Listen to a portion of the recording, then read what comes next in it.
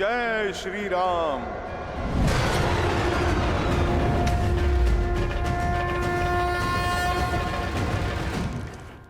वैद्य सुषेण, शीघ्र औषधि दीजिए, बहुत से सैनिक घायल हो गए हैं। शिष्य, ओह, तो ये है सुषेण वैद्य।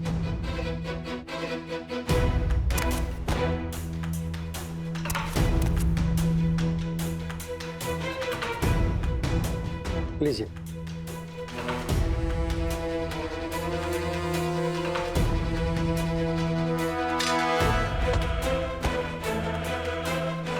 अरे, बड़ा विचित्र कीट है, कभी देखा नहीं। बड़ी शीघ्र भूल गए, मुझे ठीक से देखो। अरे मुझे पहचानो, मैं तो वही हूँ जिसने तुम्हारी ये लंका जलाई थी, वो भी 2 बार।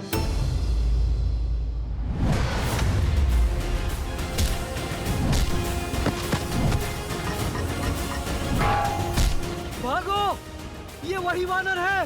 भागो, भागो, भागो।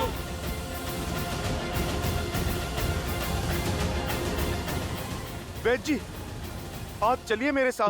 आइए। मुझे मत मारो, मैं सैनिक नहीं, राजवैद्य हूँ। आप इसीलिए जीवित हैं। आप चलिए मेरे साथ। कहाँ? मैं लंका का राजवैद्य हूँ। मेरी समस्त जड़ी बूटियां, सामग्री यहीं पर है। उचित है, तो फिर सामग्री के साथ ही ले चलता हूँ मैं आपको।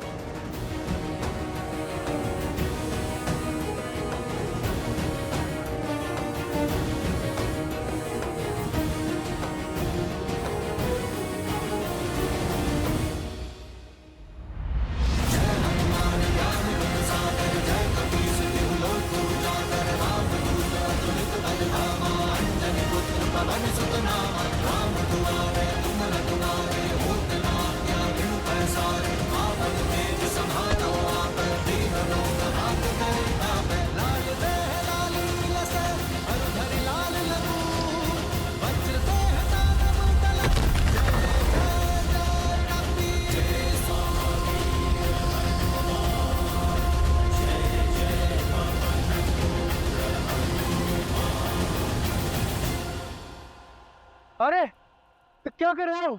कहाँ ले जा रहे हो मुझे? बताने का समय नहीं है, बस आप यूं समझो वैद्यराज कि आपका उद्धार होने वाला है। जब मारना ही नहीं है तो कहाँ लेकर जा रहे हो? क्यों ले जा रहे हो? क्या काम है? बहुत काम कर लिया, पर आप रहे राक्षस ही। अब राम नाम जाप करने का समय है। जय श्री राम। बचाओ! बचाओ! कोई है? बचाओ! रक्षा करो मेरी! जानती हो सीता, जब जल का स्तर घट जाए तो कमल का पुष्प अपनी नाल छोटी नहीं करता, इसलिए उसका नाश हो जाता है। यही स्थिति तुम्हारे अहंकार की है। इतना समय बीत गया, परंतु तुमने अपना अहंकार नहीं त्यागा, और त्यागोगी भी कैसे? तनिक देखो, तुम रावण के यहाँ एक बंदनी हो, परंतु तुम्हारे रूप में कोई अंतर नहीं आया, और रूप और अभिमान का बहुत गहरा संबंध होता है। अब समय आ गया है कि तुम उस अहंकार को और बढ़ाओ, क्योंकि तुम लंका की पटरानी बनने जा रही हो। अपने इस भ्रम को त्यागो सुंदरी। मेघनाथ की शक्ति अस्त्र का कोई तोड़ नहीं। लक्ष्मण की मृत्यु के बाद राम का साहस भी दम तोड़ देगा। अब इस स्थिति को वो नर क्या, स्वयं तुम्हारा नारायण भी बदल नहीं सकता। बचाओ! बचाओ! अरे कोई है, मेरी सहायता करो, रक्षा करो मेरी।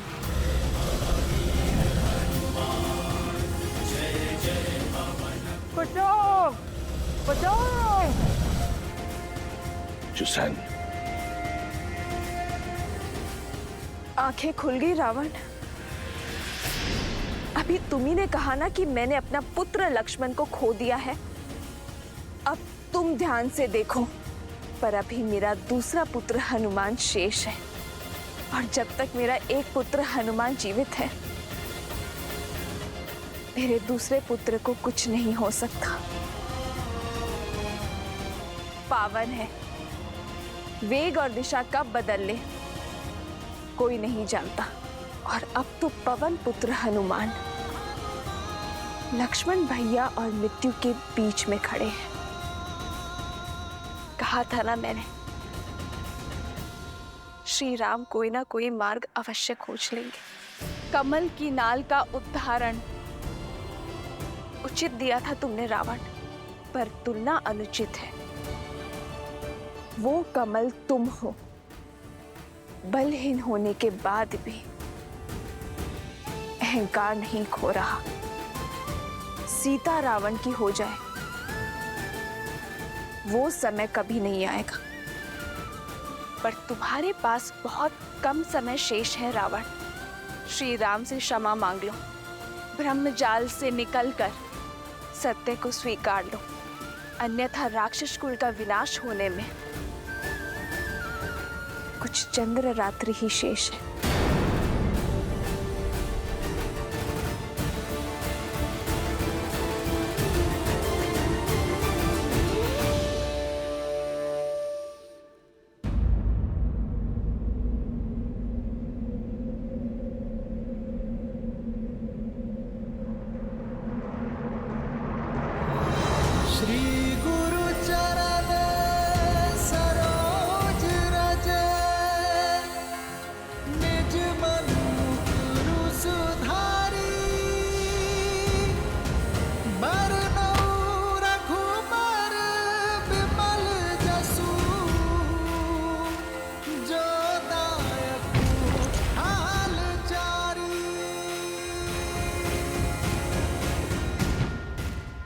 जय श्री राम।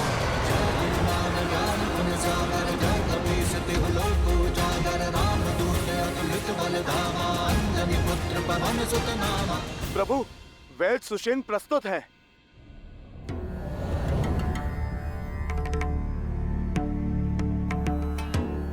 ये उचित नहीं है विभीषण जी। मुझे मेरी इच्छा के विरुद्ध यहाँ इस तरह लाया गया है। मेरा घर उखाड़ दिया गया और मैं प्रभु, मैं वैद्यों को जानता हूँ। अपनी औषधियाँ और उपकरण लेने में समय लगा देते हैं, और प्रभु समय मेरे पास था नहीं। सुषेण जी, समय जटिल है। लक्ष्मण जी की मूर्छा तोड़ने में सहायता कीजिए। मैं विभीषण नहीं जो लंकेश के विरुद्ध शत्रु से जाकर मिल जाऊं। मेरी निष्ठा अभी भी लंका के लिए ही है। मुझे मृत्यु स्वीकार है, लेकिन शत्रु का उपचार नहीं। मैं अपना राजधर्म कदापि नहीं छोड़ सकता।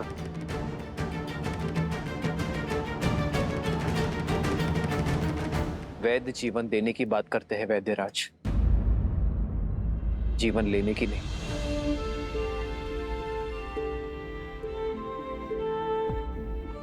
रही बात धर्म की, तो धर्म का अर्थ, पद और परिभाषा परिस्थिति के साथ बदलती है। एक लंका का निवासी होने के नाते लंकेश की निष्ठा करते करते अपने कर्म के धर्म से मुंह मत फेर लीजिएगा। हनुमान का आपको यहां लाने का मार्ग जटिल अवश्य था, किंतु प्रयोजन में धर्म है।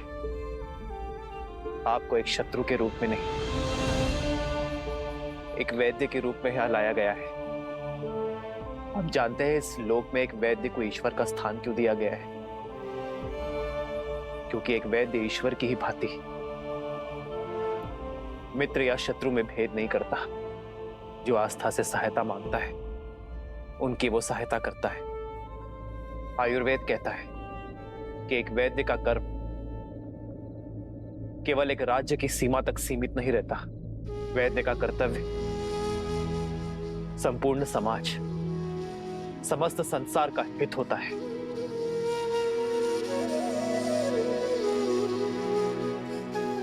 ये मेरी आपसे विनती कि आप मेरे भाई की मूर्छा का उपाय कीजिए। आपको आदर सहित अपना राजधर्म निभाने के लिए लंका भेज दिया जाएगा।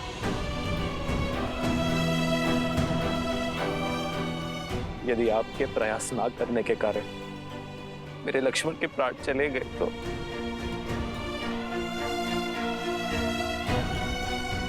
आपकी विद्या, आपका वैद्य धर्म कलंकित हो जाएगा। किस काम का वो ज्ञान, किस काम की वो शिक्षा जो किसी के प्राण बचाने का प्रयास तक ना कर सके।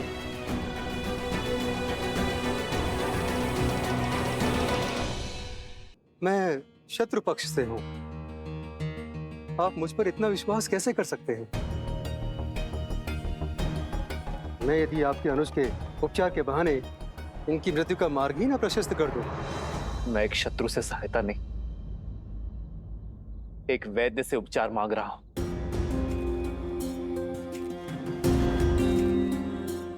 मैं अपना लक्ष्मण आपको सौंपता हूं, चाहे तो इसके प्राण बचा ले,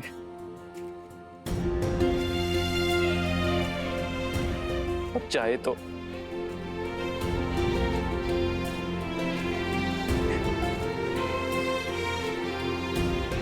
मुझे आप पर विश्वास है, ये मेरा चयन है, और आप अपने ज्ञान के साथ न्याय करते हैं या आपने वैद्य धर्म के साथ कपट। ये आपका चयन है।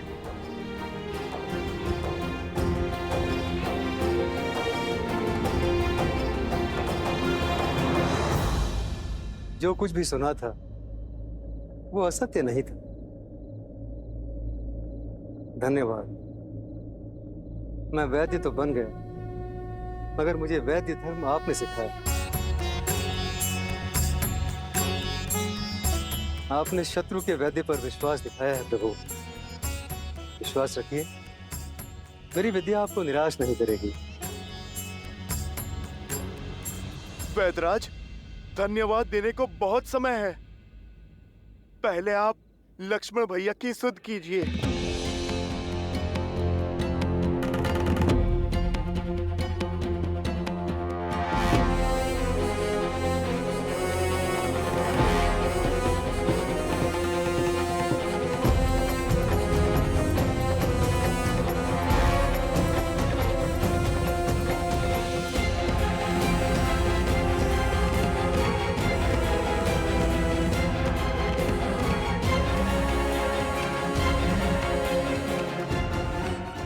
क्षमा करें रघुनंदन, इंद्रजीत के अस्त्र ने बहुत गहरा घाव छोड़ा है। न इनकी हृदय गति में नाद है, न श्वासों में प्राण।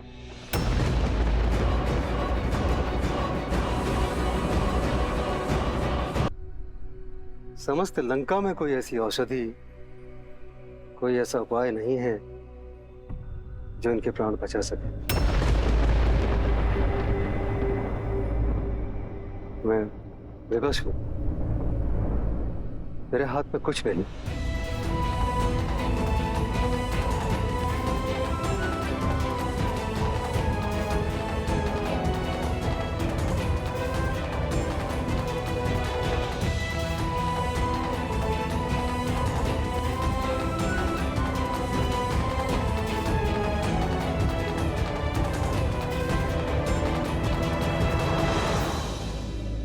इस पूरे ब्रह्मांड में मेरे लक्ष्मण के प्राण बचाने का कोई तो उपाय होगा।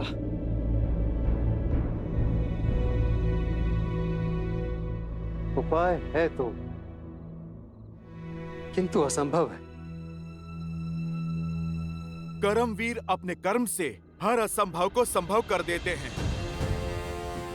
वैदराज, आप तो केवल मार्ग बताइए, उस पे चलना मेरा कर्तव्य है। हनुमान कार्य सरल नहीं, महाकठिन है, और उसके अतिरिक्त सबसे बड़ी कठिनाई तो समय का अभाव है। लक्ष्मण के पास केवल सूर्योदय तक का समय, जिसे पाने के लिए भी देवताओं को वर्षों संघर्ष करना पड़ा, तुम उसे सूर्योदय से पहले कैसे ला पाओगे? आप बस उपाय बताइए। सुदूर हिमालय के द्रोणगिरी पर्वत पर कुछ अलौकिक और अति दुर्लभ औषधियां हैं प्रभु, जो समुद्र मंथन के समय प्रकट हुई थी। यदि सूर्योदय से पूर्व वे औषधियां प्राप्त हो जाएं, तो लक्ष्मण के प्राण बच सकते हैं।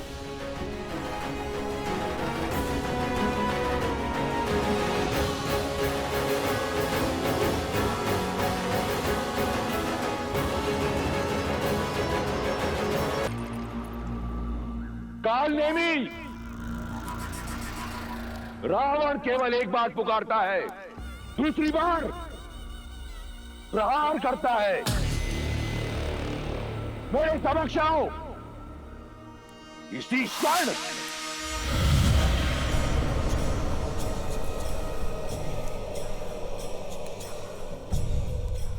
प्रणाम लंकेश। इस तुच्छ असुर के पास क्या है जो आपको अर्पण कर सकूं? मैं तुमसे कुछ मांगने नहीं, देने आया हूं। एक अवसर जिस राम ने तुम्हारे पिता मारीच की हत्या की, उससे प्रतिशोध लेने का अवसर। इस क्षण की कब से प्रतीक्षा थी मुझे। आज्ञा दीजिए दशानन। मेघनाथ के शक्ति अस्त्र से लक्ष्मण मूर्छित है, परंतु हनुमान सुषेण को राम के शिविर ले गया है, और उस मूर्छित लक्ष्मण के लिए सुषेण के पास कोई उपचार ना हो, यह संभव है। मैं चाहता हूं कि तुम वहां जाओ और पता लगाओ कि उनकी योजना क्या है। साम दाम दंड भेद से उनकी योजना सफल करो, क्योंकि एक बार लक्ष्मण मर गया तो राम स्वतः अपने अस्त्र डाल देगा। उसका धर्म उसके मार्ग का कांटा बनेगा और उसके हार का कारण भी। ये करना मेरे लिए आनंददायी होगा लंकेश। मुझे आज्ञा दीजिए।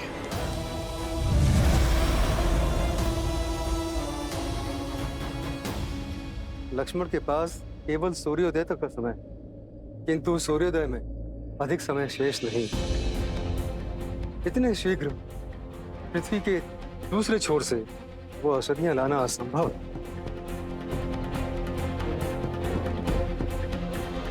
प्रभु श्री राम की भक्ति के आशीर्वाद से मैं हिमालय ही क्या, पूरे इस ब्रह्मांड की प्रदक्षिणा करके लौट सकता हूँ। वैदराज जी, आप तो केवल इतना बताइए कि इस घोर अंधकार में मैं उस जड़ी बूटी को पहचानूंगा कैसे?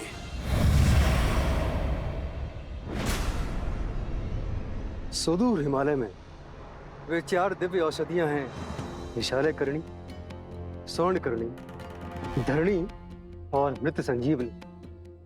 इनकी पहचान इनके तेज से होती है। रात्रि के अंधकार में भी वे सूर्य की तरह चमकती हैं।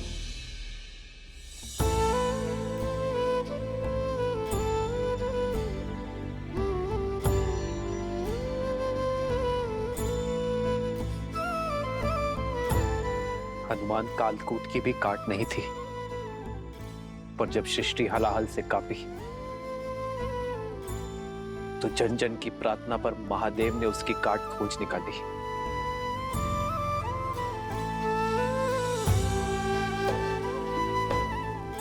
लक्ष्मण मेरी सृष्टि है हनुमान, और तुम में मैं महादेव को देखता हूं। मेरे लक्ष्मण के प्राण बचा लो हनुमान।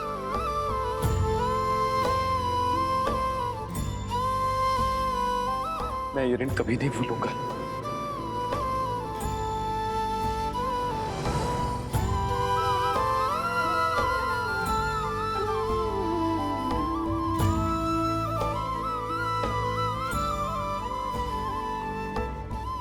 प्रभु, आपके हाथ केवल आशीष के लिए उठे तो दास का जीवन सार्थक है। प्रभु, प्रभु, आप अपने हाथ जोड़कर मुझे पाप का भागी मत बनाइए।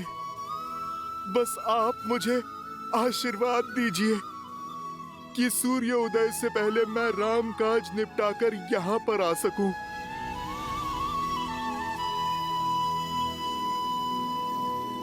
जो संजीवनी बूटी लाने जाओगे, काल नेमी के रहते ये काज कभी सफल नहीं होगा हनुमान।